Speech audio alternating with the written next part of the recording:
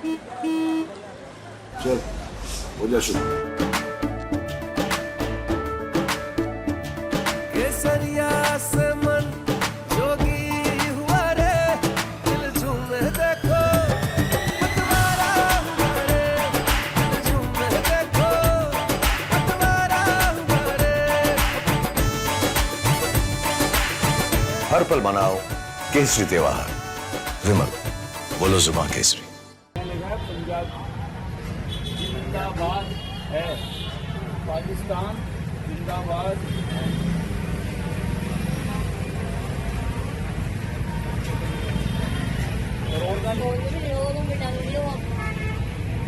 कौन लिखा हुआ है? यहाँ वो लगाते हैं उसको। अभी एक उधर भी लिख रहा है, वहाँ पे भी। हाँ, वो कहीं उधर भी लिख रहा था ना वहाँ पे।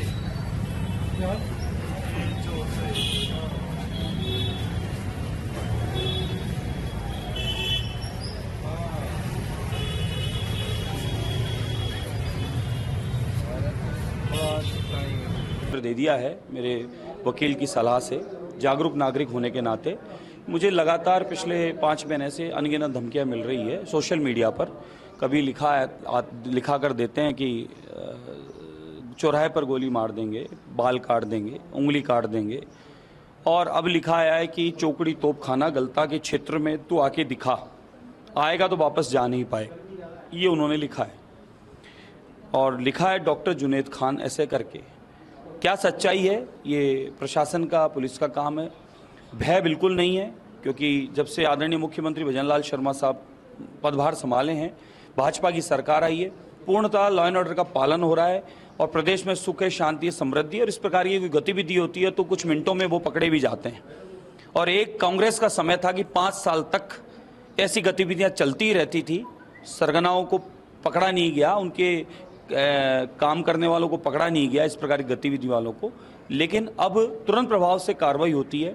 एक जागरूक नागरिक होने की जिम्मेदारी निभाई है, और मैंने साहब को लिखित में जो आया है वो और उसके डाटाज निकाल के मीडिया के माध्यम से मैंने साहब को प्रोवाइड करा दिए हैं। अब पुलिस प्रशासन का काम है उन्हें जल्द पकड़कर उचित सजा दिलाना, और मैंने अपना काम कर दिया है। हमारे राजस्थान सरकार और केंद्र सरकार ने पिछली कांग्रेस गवर्नमेंट की बात छोड़ दें, इन्होंने तो कोरोना में भी राजनीति की, और कोरोना का करोड़ों जो फंड आए थे उसका भी उपयोग कैसे क्या किया पता नहीं, लेकिन लोगों को उसका कोई लाभ मिल नहीं पाया। धन्यवाद है केंद्र सरकार को, आदरणीय मोदी जी की सरकार को, जिन्होंने अनगिनत योजनाओं के द्वारा राजस्थान को संभाले रखा। और नहीं तो गहलोत साहब तो होटल में बैठे थे, 5 स्टार होटलों में 5 साल निकाल दिए, और गहलोत साहब की वजह से राजस्थान कर्जे में नंबर 2 पे आ गया। और गहलोत सरकार कांग्रेस गवर्नमेंट की देन थी कि यहाँ पर नियंत्रण कर नहीं पाए समस्याओं पर भी, और राजस्थान प्रदेश को डुबोने पर कगार पर छोड़ दिया। मुख्यमंत्री महोदय भजनलाल शर्मा साहब के आने के पश्चात जिस कदर राजस्थान में निरंतर विकास भी हो रहा है, और हर गरीब तबके तक योजनाओं का लाभ पहुँचे, वही पुण्य का काम हमारे केंद्र सरकार के द्वारा और हमारे राजस्थान सरकार के द्वारा हो रहा है। भले दुर्घटना में जो गया, अभी पिछले दिनों मैं मेरी विधानसभा का अनुभव बताता हूँ, किसी बच्चे का रिक्शे में चलते हुए दुर्घटना में कांच आंख पे लग गया। मैंने मुख्यमंत्री महोदय को पत्र के द्वारा भेजा, और उसका 2 दिन के भीतर उस बच्चे के इलाज के लिए 4.5 लाख रुपए पास होके आ गया। आप सोचें, पिछले बार पत्र चलते सालों बीत जाते थे। ये मैं गवाह हूं, प्रमाण है उस बात का हमारे पास में। मैंने मुख्यमंत्री महोदय को पत्र लिख के भेजा, और पत्र के साथ ही तुरंत 4.5 लाख रुपए पास हो गए। वो इलाज कहीं भी करावे 4.5 लाख रुपए उसके वहां पहुंच जाएंगे। इस प्रकार से आदरणीय मुख्यमंत्री महोदय भजनलाल शर्मा साहब और उनकी पूरी टीम जो काम कर रही है, जो पिछले 5 साल में नहीं हुए वे 5 महीने में नजर आ रहे हैं। और ऐसे ही अगर लू से कोई मृत्यु हो रही है, कहीं दुर्घटना, एक्सीडेंट इत्यादि हो रहा है, या अन्य कोई ऐसी, तो आप माने कि तुरंत प्रभाव से मुआवजा भी मिलता है, जो योजनाओं का लाभ है वो भी मिलता है।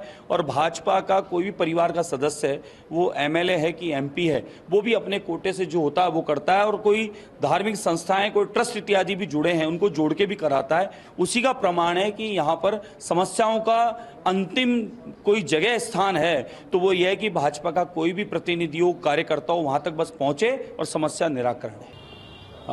पिछले चुनाव होने के तत्पश्चात लगभग 4-5 महीना आज बीत गया, उसमें निरंतर अनगिनत इस प्रकार की सोशल मीडिया पर कई कई धमकियां लिखे, उस पर कमेंट्स आते हैं। कहीं आता है बाल काट देंगे, कहीं आता है उंगली काट देंगे, कहीं आता है चौराहे पर गोली मार देंगे, कहीं आता है कि इसको गोली से उड़ा दो।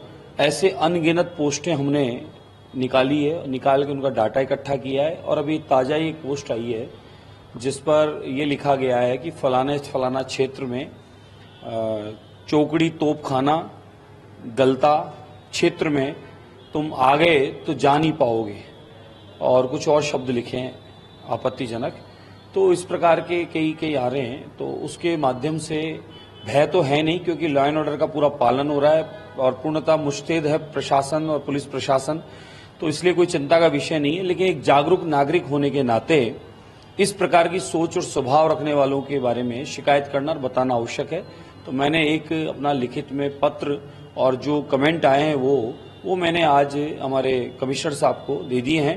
पिछले जो आए थे वो भी उन्हें उपलब्ध करा दिए हैं कि कोई इस प्रकार की जिहाद की सोच रखने वाले लोग हैं या मेरे किसी काम से वो परेशान है या मेरा किसी चीज से उनको तकलीफ है, वो आके बताएं क्या उन्हें तकलीफ है, क्यों इस प्रकार की कमेंट करके उटपटांग बात वो लोग कह रहे हैं और लिख रहे हैं।